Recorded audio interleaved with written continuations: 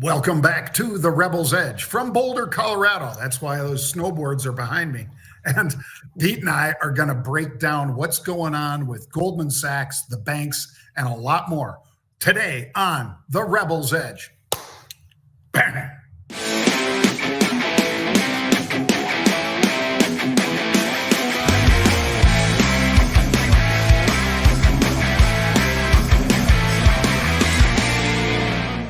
Hey, everybody. Boulder, Colorado, huh? The home of Deion Sanders. I was going to say Neon Deion. And he had they put up a good fight this weekend, Pete. He did. You know, against a pretty good team, a good opponent.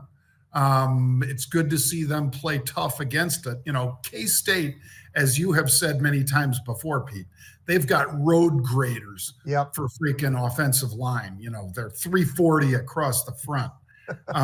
And Deion is not afraid of physical football, but his team isn't as big as teams like that. And, you know, but it was this close. It was that close. Oh, it was close. They played pretty well. You know what? I'm proud of Deion for the perseverance through this thing because, you know, he had a bad 2/3 of his season last year, you know, turned pretty bad in that part, but they're playing competitive, and that's a credit to him because that's a very difficult place. They were down for so long, John, that if he can get them to rise up, I'll give him a lot of credit for that.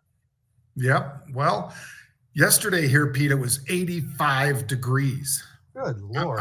I'm not really expecting 85 in Boulder in October, mid-October, but it was. I'm not complaining. I woke up to 35 just to give you a little. Yeah, that's too low. Yeah. Again, folks, he is Pete Najarian coming to us from points unknown. I am in Boulder and enjoying the heck out of the hospitality and the altitude. It's pretty cool because, you know, you start working out. I was on the treadmill this morning, Pete, and it was, I wasn't breathing too heavy. But you definitely notice the difference that 6,200 feet makes versus sea level where I'm usually at. Absolutely. Absolutely. Well, let's dive into Macro Minute. And macro is still going to be, Pete, that we just started earnings season. So I'm going to say my macro is earnings, and earnings look pretty good in many cases, and at least one case, not so good. But Goldman, the banks, they put up some pretty good numbers today, Pete. So I'm going to say macro is, you know, how the stocks are doing. Yeah, absolutely. And you're right, John. I mean, going into this week, that was what I think the focus was going to be, especially after last Friday. Then come Tuesday, what do these numbers look like? They look pretty unfreaking believable is what they look like. I'm going to just throw this one out to you, John. How about crude oil? It's only down 5% today. 5%. I mean, that's pretty amazing. And it's getting hit pretty hard. Israel said they will not attack the oil facilities. And I think that certainly was the trigger point for why this push to the downside underneath 70 today. So, you know what? The volatility, and you brought this up a week or so ago, and I talked about it this last week when I was on with the Maria in the Morning group, but the OVX, John, that oil volatility index sort of says it all, and it has been volatile. Just like the VIX, this volatility in oil is in pretty incredible right now. Yeah, to give you guys an idea, folks, the high for the OVX was about 54 last Thursday, and the low is right now at 45.70. So that is a big range for volatility for the OVX, but still more than double what the volatility is for the S&P 500. And Pete, I'm going to dive into fantastic futures with crude because I'm going to say they're down sharply because of both draw out of China not being as big because they're still struggling, and exactly what Pete said, Israel saying they would not attack the oil fields or the nuclear facilities over in Iran if and when they make an incursion into Iran. All right, I'm going to jump into this one then, John, for the fantastic futures. How about the 10-year? The 10-year has been all over the map of late, and this isn't something that, for people who don't watch this very close, they probably say, well, what's the big deal? Well, it actually is a bit of a big deal. The recent highs were 411, on the 10-year. A week ago, they were 405. In September, they were 362 for the lows, 362. And we find ourselves up here somewhere between 405 and call it 410. And, that's a big number. On top of that, I'm just looking at volatility like I always do, John. It is finding itself once again in that very tight range, call it 19 to 20. And it's flipping and flopping around in there right now. So is it 20 right now? It's probably 20. But we could very easily finish the day back in the 19s. It's a fairly tight little area, but when you look at this is exactly where we are right now. The movements that we've been getting out of the S&P has been pretty incredible. And because of that, volatility looks like it's right on. Well, let's give one of our sponsors, Pete, a shout right now. Yeah. Miso Robotics, my friends. We've talked about this one. There you see Flippy.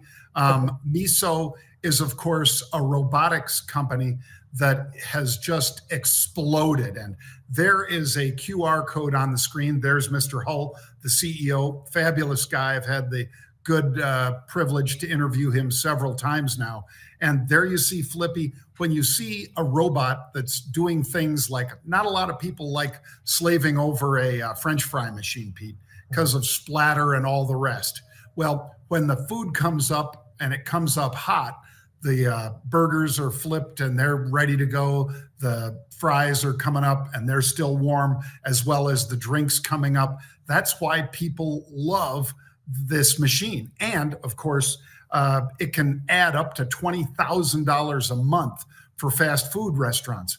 Figure that, instead of paying people $22 an hour, if you can find them, this machine can take over a lot of the jobs so you can have human beings do the other stuff.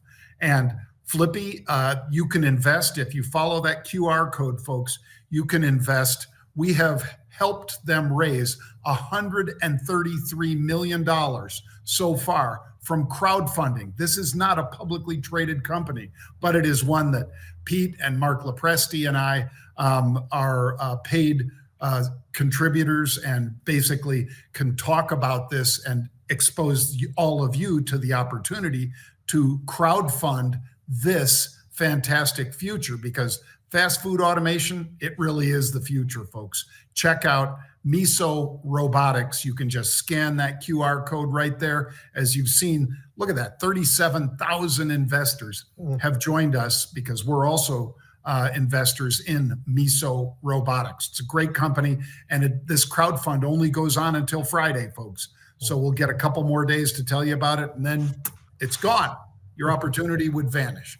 All right, let's dive into stocks now, Pete. Goldman Sachs. I know Pete and I used to manage money for the partners of Goldman Sachs, folks. And so, full disclosure, they were very generous to us. It was great trading and working with them, really smart people.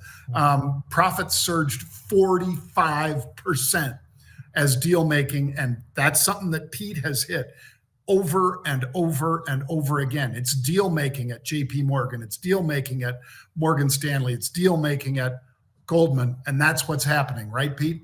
Yeah, they absolutely crushed it in just about every category too, John. I mean, you brought it up. You said profits up 40%. The investment banking side is up 20%.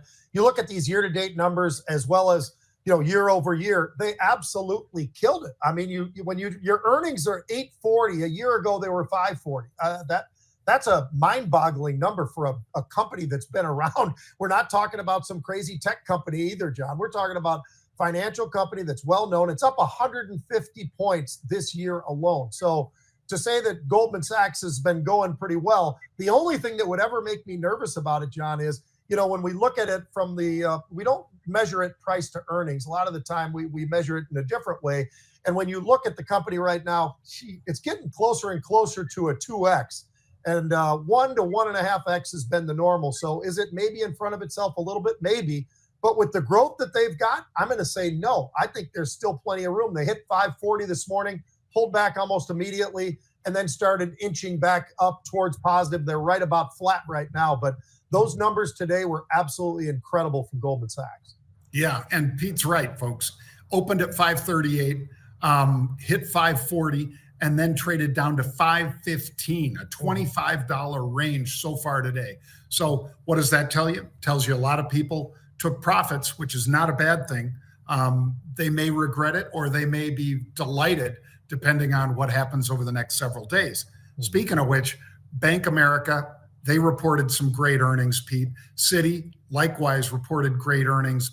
But this one, you had to be quick like a bunny, because take a look at this unusual activity that we had in Citigroup.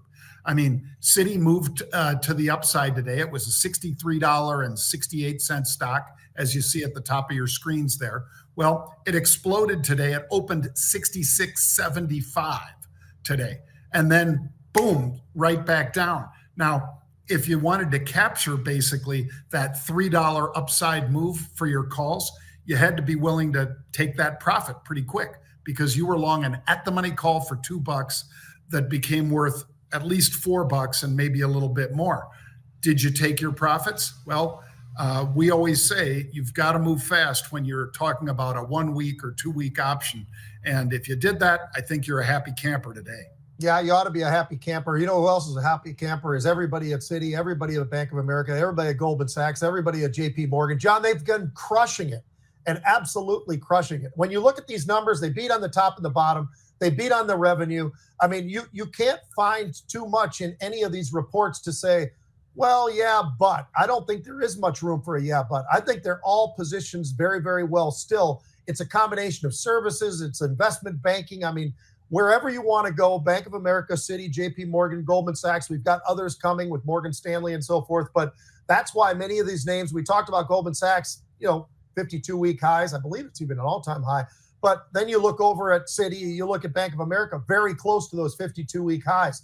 They have been crushing it. I think they continue to do so through the rest of this year, John. I mean, you and I talk about a lot of these different deals almost every day when we're here. And we talk about, well, they're going to pay $6 billion to take this company over. Well, you know who's doing that? It's one of these investment banks out there, likely. So I think that this is going to continue to be a big part of what we're going to see out of the financials. Now, do they go up every day? Absolutely not. Are they going to pull back? Probably. But right now, this is about as hot of a space as it gets, almost up there with the semiconductors. Because take a look at any of those, look at the charts, look at the year to date, look at where they started off the year to where they are now. Some really impressive moves out of some of these financials, John. Yeah, and those three today that you talked about, Pete, GS, BAC, and C, all moved to the upside. You had to catch them at the right times, though, and you had to not be a pig, which sometimes is hard for people to do. They want to be pigs. They want to hold on and say, oh, it's going to double again. Well, short-dated options don't give you as much time. That's one of the trade-offs. All right, let's talk about the Swedish telecom giant, Pete, Ericsson, ERIC. This one traded to the highest level in 2 years. They did a big deal with AT&T that helped them grow their sales by 55%, double nickel, 55%. Just a phenomenal quarter for them. It's not necessarily a one-off, but certainly getting a big deal done with AT&T, that really helped them on the telecom equipment side, and that's what Ericsson does. Yeah, and so don't expect them to go up 55% each time, John, as far as some of those numbers, those North American sales. But nonetheless, they did go up 55%. And the fact that they've got $14 billion contract, that's not so bad either. Ericsson is absolutely frothing and loving this whole thing. It's incredible. They even talked about Europe. They said, even though it's challenging, there is some growth. So it's not just North America, but it's primarily North America. They really have a balance sheet that I haven't seen one like it in a really long time, John, quite honestly, for a company that's not Meta and some of these others out there that are phenomenal, Apple, where they've got all this. But when you've got free cash flow of, and I looked at this 2 or 3 times to make sure, $43 billion, I would say that's pretty interesting, especially for a company that's trading at a 17 PE. There's a lot to be said about Ericsson going forward. And this AT&T deal that they've got, that is really what's being the catalyst right now, driving this thing as high as it is. Well, let's finish up, Pete, with Coty, COTY, because it was down about 12%. They warned investors of an expected slowdown in sales. Now, it doesn't matter what space you're in, cars, mining equipment, or makeup and so forth that Coty's in. If you and these guys have all of the big brands, Pete. They have Max Factor, CoverGirl, Lancaster, all of these brands. But they're saying, hey, across the board, we're seeing consumers push back and not buy as much as they would normally expect them to buy. That's why it's down 12%, and it's helping pull down some of the other basically cosmetic companies as well. Yeah. Yeah, it's getting hit pretty hard. I mean, at 52-week lows, you take a look at this and you just say, well, when does it turn? And I don't think any of us have the number. I don't think Cody's got that figured out just yet. But they also, John, the retailers themselves have even reduced their inventories too. So, you know, this is affecting them in so many different ways because of the weaker demand. Why is it the weaker demand? Well, because it's pretty expensive. And are people able to afford those kinds of luxuries right now? The answer is it doesn't feel like yes would be that answer. So I think that's what we're looking at now. Cody's gotten beat up pretty good. It's trading at a 16 PE. I would be hovering around this one a little bit, John, waiting. Now, I don't think you jump on it now. I think they're still going to struggle. You know, you hit a 52-week low, oftentimes you might even get dipped even further down. But I think potentially if the economy can get this thing turned in a better space, this is one of those names that has plenty of room after getting beat up, and it's gotten beat up, could have plenty of room to the upside. So I think it's one to keep an eye on. I don't think there's a time right now where you've got to jump into it. Matter of fact, probably not till 2025 would I start really sort of getting a little bit more interested, because look at where we are in the middle of October. But that being said, this stock has gotten beaten. At some point, I think it's going to turn and that industry comes back. But it's pretty tough going right now, and it's very tough to manage. You could tell that by what Coty had to say about this. Yeah, and I think, Pete, that 26% or so, it's down 26% coming into today, and then it dropped another 11 or 12%. So at some point, could you pull the trigger and hope? Yeah, but remember, hope's not a strategy. All right, let's take a look, Pete, at another one of your favorite guys on College Game Day. We got Pat McAfee. Who else?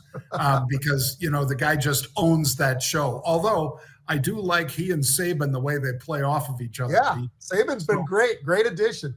Let's take a look at how Pat McAfee was out for the Oregon-Ohio State game this weekend. $20 million roster allegedly for that Ohio State team, and they have been an absolute. He's talking about NIL. $20 million. The reason why College Game Day is here, and the reason why it's 2 versus 3 is because of how good Ryan Day has had his team playing. With that being said, you come into these big trees, you smoke a couple of them, maybe.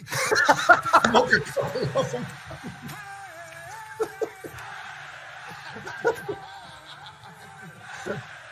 Listen. Oh, he is a peach, isn't he? I mean, he was doing this at Berkeley last week with the 30 Golden Bear and all that stuff. Now he's up in Oregon. I'll take Oregon.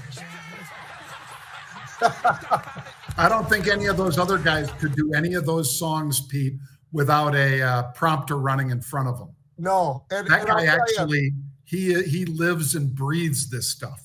He lives, breathes it. He talks about it on the radio every day, or wherever you listen to him. It doesn't matter. He's streaming. He's doing this and everything. He's on TV for part of his program, and then they take it off and everything else. But that guy's addition to ESPN, he's worth every dollar, and I know they paid him a lot, but he's worth it all, John. He brings game day to the next level because they were kind of getting a little bit boring. All these things look the same now, right? You got 4 guys on there. They all kind of talk about the same thing. They wear those funny suits with the sneakers on the bottom and all the rest of it. Meanwhile, this guy walks in, and every week he's got that belt buckle on. He's stripped off his shirt at Oregon.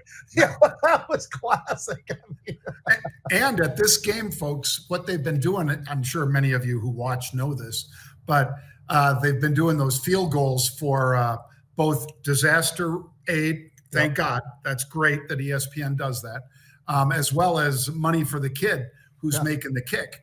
And they have Saban. Saban was holding the ball this week, Pete.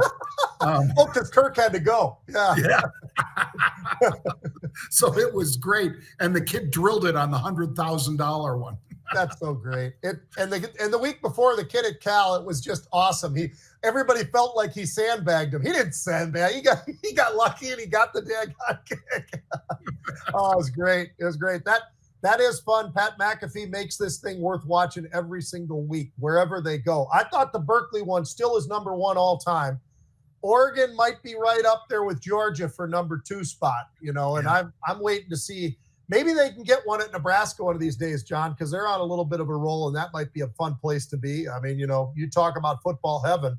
Maybe they get Buffett out there, Pete. That could be kind of fun out there. Game. He doesn't miss a game. Right. Yeah. The Oracle. That'd be fun. That'd be great. All right, John, let's jump to some sports now. All right. So we were just talking about college football, but before we get to that, let's start off a little bit with the NFL. And I had this challenge that I wanted to throw out to you and me and try to figure out if we're on the same page. We're probably on the same page. We look at a lot of things very similarly when it comes to sports, but specifically football. But you might come up with a better second place team or maybe even a first place team. Who is the best team right now in the NFL? I'm not a homer because I was pushing back on these guys, but I'm going to say the Minnesota Vikings because they sit at 5-0. They just went through a bye week. Their only injury is the only concern that I have is Aaron Jones, the running back. He has done it all. He's averaging 5.5 a carry. That's in the NFL, by the way. He's averaging 5.5 a carry as the starting running back. He's catching the ball and doing an amazing job with that. He's everything to Sam Darnold at quarterback. And Sam Darnold is a guy who, that's why I was kind of bearish on the Vikings, quite frankly, John. And I was saying Detroit, maybe Chicago, for sure Green Bay. They're going to probably leave us, at the bottom. And that still could happen. But right now, Sam Darnold, he's got 11 touchdowns. He's got 4 interceptions, sorry. But he's played well, and he's played well enough to win. And here's the murderer's row they had to go through. Now, Giants, forget about the Giants. But they beat the Giants in week 1. Then they come back and they go, all right, we're going to beat the 49ers. We're going to beat the Texans, who I think might be as good as the Vikings. But they lost that game to the Vikings when they were head-to-head. It might be different later on in the season. Then they go to Lambeau and they beat the Packers, right? I mean, and the Packers they're the predicted winner of the division. And then you go to London, you play against the Jets. Jets do have a good defense, but their offense with Aaron Rodgers and everything else that's going on, not quite the same. By the way, the defense for the Vikings, John, they're number 3 in sacks. They got 20. Number 2 in running against them, which is an unbelievable number. It's like 67 yards in a game. And number 3 is points against them. I mean, they line up pretty good. Now, you got Baltimore, Washington, Detroit. You've got San Francisco. You got Tampa, all of which I think are damn good. Who do you put at your number 1 right now? Who's the Super Bowl contender right now, either AFC or NFC? Lions. I like that one. I like Campbell. Campbell's got them playing at such a level, Pete. And, you could say that Dallas is weak or this or that, or, Micah Parsons was injured and blah, blah, blah. But you don't see a Dallas team get beat like that. You don't see somebody put up 42 points. And so I'm saying Detroit. I don't disagree with you about the Vikings, but I'd put Detroit right up there alongside them. I think both are better than Kansas City. There, I said it. And you know what? You might be right on that one, too, because Kansas City's a little different this year than I think they have been in previous years. We'll see. They've got injuries, too. They got a great receiver who's out. They've got a running back who's out. They've had some issues with injuries as well. But when you look at the Detroit Lions, you know who plays them this week? The Minnesota Vikings. So that we're going to get a little bit of an answer of, at least right now, what those two teams look like. And by the way, I'll hit it right now, and then we'll go to college football. But as long as we're talking pros, for the people who don't know this, Davante Adams just signed with the New York Jets today. And Aaron Rodgers gets his receiver, John. He's complaining about these guys. I like Aaron, and I'm trying not to get too negative, but he has been very negative himself. You can see him on the sidelines. It's pretty clear the issues he had with the coach, whether or not he got him fired or not, doesn't even matter. The guy's been fired. But he's got his receiver. I think the excuses are done, John. I don't think he can come up with anything else. So they better start winning, which they got close, but they better start winning football games now, because he already brought in a bunch of receivers from Green Bay, and now he brings this guy back in to ignite him. The one thing about Davante that I didn't like, John, I watched that show on Netflix, Receiver. Mm-hmm. his attitude was a little bit like Aaron's, and I don't quite figure out why they're so negative. You know, they're and blaming other people. Sometimes I think as the leader, you got to accept that you miss they might miss a catch once in a while, you might miss a throw once in a while, and you know what? That got to go back and forth. And I just think that positivity has been missing for the Jets. Maybe this will switch it up. Maybe this gets Aaron a little bit of a smile on his face, and he starts getting the ball to Devontae, and then starting to mix it around with the tight end and the rest of the receivers. I don't know. What do you think about this signing, though?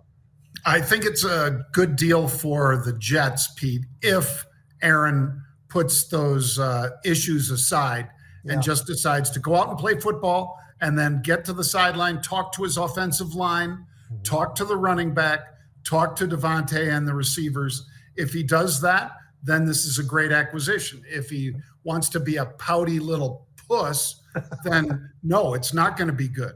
And we both know that because, you know, you manifest what you give. And if all you're giving is, negative energy and pulling a towel down over your head and not talking to the coaches, not talking to the players, that's a big negative. That's not the way Aaron Rodgers used to play. And if he stays on that path, he will not win this year. But if he moves to a different path, I think, this could be the turn that the Jets need, because they could have beat Buffalo. They could have beat the Vikings. And did he have drops in both games? Yes, he did. But in the Vikings game, he threw 3 picks, Pete? Yeah, I was going to say. He doesn't need to look any further than himself in that game. Yeah. All right, college football, then we'll get through it. And we can do this pretty quick, but Army-Navy, I don't know how many people are following this, John. They're both ranked, and they're both undefeated. So I don't know how far back you got to go to see those kinds of numbers in front of you, but it's pretty damn impressive. And I looked at the schedules, and there's no reason they can't maybe run the table, but there's one school that both of them have to get past. October 26th, Navy at Notre Dame. November 23rd, Army at Notre Dame.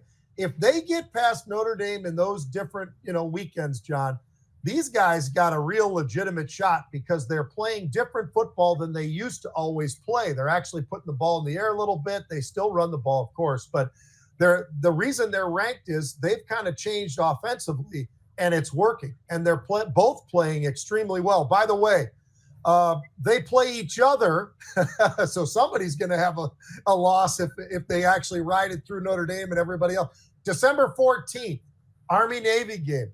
How great would that be for college football? That's the only game in town that night and all the rest of it. But if they are both undefeated, John, and went through Notre Dame, would that be unbelievable for this country? I mean, it would get people pretty riled up again and pretty excited because Army-Navy's already got their own spot, their own game, their own everything. But this could make it even better. Even if they each have one loss, to hell with it. That would be awesome. But if they're undefeated, how about that?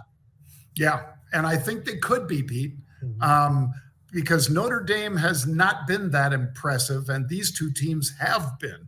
Yeah. And it's easy for Notre Dame to look past them. Even if they come in undefeated, it's easy for Notre Dame to look past them because they have some tough games down the road as well. So I don't know. That's a discipline that we'll have to see from both Army, Navy, and Notre Dame. Are all three of them going to be disciplined? Or are one of those going to look past the others, and then it's a problem? But December 14th, that's going to be a cool game. Yeah, it's awesome. Well, thanks for joining us, folks. We appreciate all of you joining us. Make sure you check out that Miso Robotics. You've only got 3 days before that crowdfunding, which means you can invest directly through that crowdfunding. You've got to do it within these next 3 days if you'd like to. The next time they go out for money, it'll be because they're doing an IPO. And this one's going to be big, I think. And that's full disclosure. We own a piece of it. So check it out, Miso Robotics. Make sure you join us again tomorrow at 1 p.m. Eastern Time. See you then.